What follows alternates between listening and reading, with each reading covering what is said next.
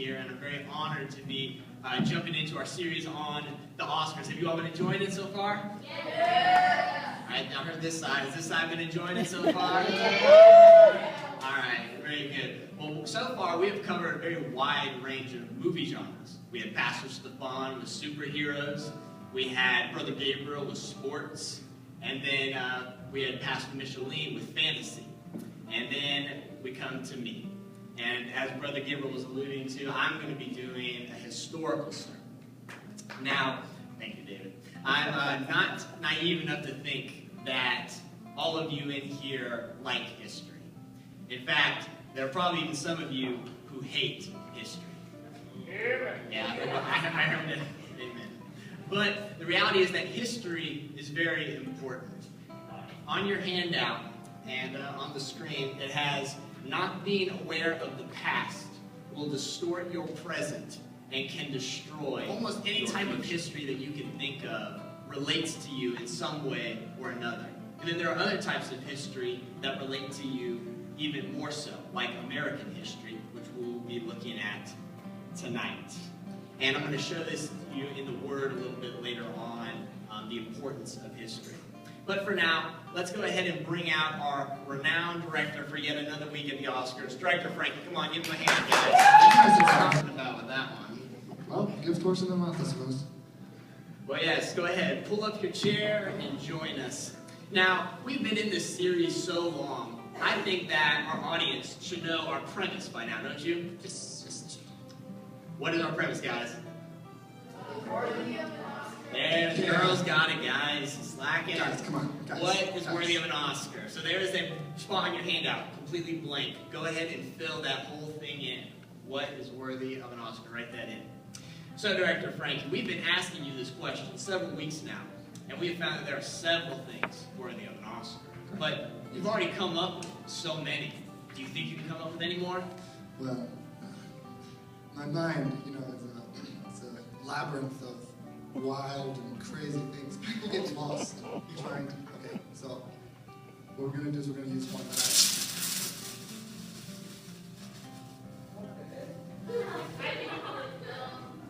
Cobra got out. Let's go ahead and ignore that for now. We're gonna go with historical accuracy. Okay. Historical accuracy. Okay. So is tonight's film historically accurate? Yeah. I mean, that's not hard. That's not easy. It's got a lot of creative licensing. Yeah. Okay. Well, very good. I'm glad that your team decided to listen to you for once. Yeah. Okay. Well, since the movie is only rated PG-13, does that mean that it's safe for all ages? No, it is not.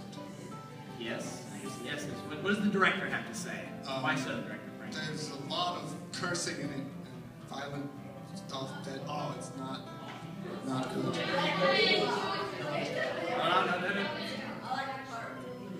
What? All right. Hold on. Let's see what the director has to say. So, I appreciate your feedback, Director Frankie. And the reason I bring this all up, I know you guys, disagree, but the reality is that I watched this movie on a clear play, and it does have it has a couple war scenes, a lot of profanity in it, but, and here at 5979, we strongly believe in not inviting toxic influences into our lives. Right, Rodney? Jaden, will you go take that box to the back for me? Thank you, sir. And so, anyway, the movie, I watched this on a clear play, which edits out all the bad stuff. So, without further ado, Director Frankie, what movie are we watching tonight? We are watching Lincoln. All right, let's check out the trailer. Yeah, it's a good movie. It is. So, several weeks ago, you guys with me? All right. Several weeks ago, Brother Gabriel talked about the pre-civil rights battle with racism in America on the battlefield of the baseball field with Jackie Robinson. Tonight, I'm going to be going further back in time to the battle for the 13th Amendment to the Constitution, which abolished slavery in America. Now, this movie is called Lincoln, after our 16th president. one critic said that it should have been called the 13th Amendment. And that's because the movie focuses entirely on the 13th Amendment. And of course, Lincoln was president for 4 years, but it focuses on the single month of January 1865 when the amendment was passed. Now, the Civil War began in April 1861 and ended 4 years later on my brother's birthday, April 9th, 1865. And at the end of the war, over 600,000 people had died, making it the war to this day in which America suffered the greatest number of casualties. And actually, I've been told that recent scholarship is suggesting that the death totals were actually closer to 700 to 750,000. And that's not including additional wounded survivors. The saddest part of my country's history, and there's no greater grievance to my spirit than the subject of the Civil War, because it was the culmination of it all. Whites were so committed to keeping blacks enslaved that they were willing to secede from their beloved country, fight, and ultimately die for their wicked cause. This is why history is so important, guys. What we have in this room right now, look around, wouldn't be possible without the sacrifices and diligent work that this movie portrays, as well as other momentous acts such as Jackie Robinson's entering the major leagues. So, in this movie, there is a lot of pressure on President Lincoln from many different and unexpected sources. Everybody's trying to figure out why he wanted to see the amendment passed immediately. Historian, the New York Times had this to say, historian Michael Bornberg has observed no piece of legislation during Lincoln's presidency received more of his attention. Now, featured prominently in the movie is Lincoln's Secretary of State, William H. Seward. And in this first clip we're about to watch, he's going to tell us why it seemed so unwise for Lincoln to press to see the amendment passed immediately. Let's go ahead and check it out. I'm going to address this for us some of the opposition Lincoln was having. Additionally, he had opposition from his wife, from the people in general, from Democratic House members, as well as radical Republicans in the House. And they were part of Lincoln's own party, but he had to temper them, kind of rein them in a little bit so that he could gain more collective support.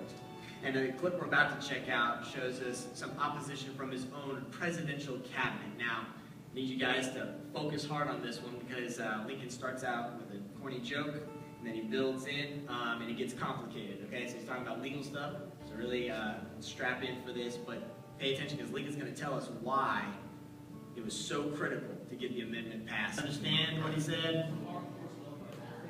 Yeah, got it? A little bit? All right. Basically, what it is the war was getting close to ending. And if the war ended and there was no specific legal protection that ended slavery for all of the states, then all of the sacrifice of the war would end with blacks back where they started. Unless the North did something very interesting. So Lincoln wanted to guarantee their legal protection, put it in the Constitution. It applies to all the states.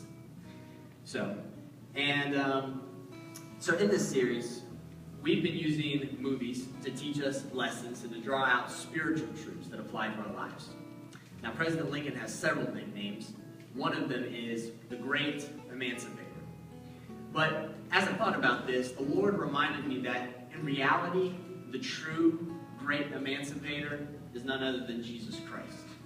Let's look at John 8:31 through 36. So Jesus was saying to those Jews who had believed him, "If you continue in my word, then you are truly disciples of mine, and you will know the truth, and the truth will make you free." They answered him, "We are Abraham's descendants, and have never yet been enslaved to anyone. How is it that you say you will be made free?" Jesus answered them, "Truly, truly, I say to you, everyone who commits sin is the slave of sin. The slave does not remain in the house forever. The son does remain forever. So if the son makes you free, you will be free indeed." So, do I have any students of the Word that see what you got? No, they were descendants of Abraham. That's good. You think you got something? Ding, ding, ding. She got it. She said, for those of you who didn't hear, they said they'd never been enslaved. But that's not true because they had been enslaved to the Egyptians for over 400 years. And this goes back to the point I made, the very first point on your handout, which talks about the importance of history. You see, and this wasn't Pharisees, like most people think when they look at this passage. Jesus, it clearly says, was saying this to Jews who had just believed in him. But because they did not know their history, and they missed out on what Jesus was saying to them because of their pride. Because they're like, no, we've never been enslaved. We're Abraham's descendants. They missed because they were offended because Jesus said, you guys are enslaved. You need to be set free. So maybe tonight, for some of you, God is calling you to remember something from your past, that your forgetting it is going to influence your present and future. But as I already said, and continuing the passage, Jesus Christ is the great emancipator. And that's on your handout. And emancipator is just a fancy word for saying somebody who sets other people free. And so the reality, guys, is that God hates slavery. You can go to the next slide for him. And all forms of it. Whether that's slavery of blacks in the South, or whether that's slavery to sin, to lies, lust. Now, I'm not saying that they're equal.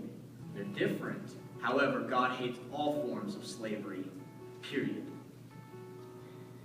Paul said in Galatians 5:1, it was for freedom that Christ set us free. And even though President Lincoln freed 4 million Jesus Christ was not in their lives and their hearts, then even though they've been physically set free, they were still enslaved and in spiritual chains. And likewise, the white slave owners who were proud of their freedom and who considered themselves to be free, if Jesus wasn't in their lives, then they were really slaves themselves. Right? Not the first point. You go to the point where it says, Jesus Christ is the great emancipator. But I think they got it.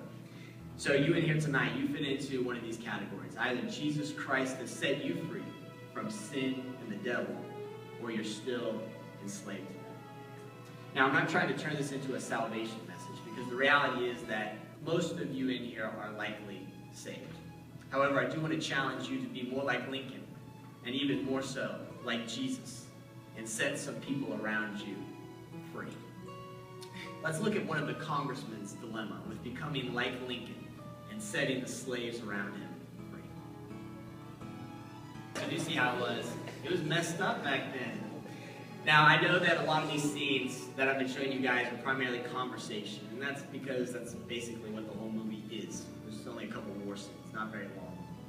But there are plenty of scenes like that one, where it shows the House debating the amendment, making fun of each other. It's good entertainment. So if you guys want to check it out. All right, let's check a scene that occurs later with the same man and how President Lincoln addresses him on the issue, and the congressman offers similar objections. Let's check it out. So here, that's our last clip for tonight. President Lincoln tells this concerned man that we're not going to know what's going to happen all the time. That in that particular situation, there were several unknowns. But, however, we have to do what is right in the moment, even if we don't know how it's all going to play out in the end. And I think this is very relatable to ourselves, because, and why we aren't setting the captives around us free, the unknowns, the questions. We know that our friend isn't saved, but we don't want to bring up whether they know Jesus or not, because we don't know how they'll react. What if they get upset with us? Or what if they stop talking to us? Or even worse, what if they defriend us on Facebook? I know, right? But that's a legitimate concern for some people, right? I mean, that's one way to end a friendship. Now, I'm not saying, guys, that it's going to be easy and that you will know how to do what to do. However, I'm saying that through this movie, God is calling you and myself, because this is something that I struggle with a lot myself, to set the slaves around us free. On your handout I have, don't be led by what you don't know. Be led by the one you do know. And the scripture for that is Romans 8:14-15. For all who are being led by the Spirit of God, these are sons of God. For you have not received a spirit of slavery leading to fear again, but you have received the spirit of adoption as sons, by which we cry out, Abba, Father. You've got to be led by the Spirit, not by the unknowns. And so I want to conclude tonight with the words of Jesus himself as the takeaway. So if the Son makes you free, you will be free indeed. So likewise, Director Frankie, about your lack of awareness of the past and how that can have serious consequences for your present and future. If you felt the Lord tugging on your heart for that, I invite you to come up as well. And we're going to have the leaders come forward. But the main group that I want to address tonight is probably what is the majority of you. Are you worthy of this Oscar? Are you like President Lincoln and like your King, Jesus Christ? Are you setting the slaves around you free? Now I want you guys to, if you feel you need prayer, you're welcome to come up. But I want you to turn to your neighbor and ask them this question. And guys, before you go into it, before you do, I want you guys to take this time seriously. Pastor John used to say all the time that this moment right here that you're about to do is the most important moment in the whole service, because you've had the word brought to you, your heart's open, and God is ready to speak to you right now. So ask them that, and then maybe the two of you can strategize on how to become one if you're not. Guys, I love you all. It's been a blast being with you, and I hope you have a great week. All right, turn to your neighbor and ask them.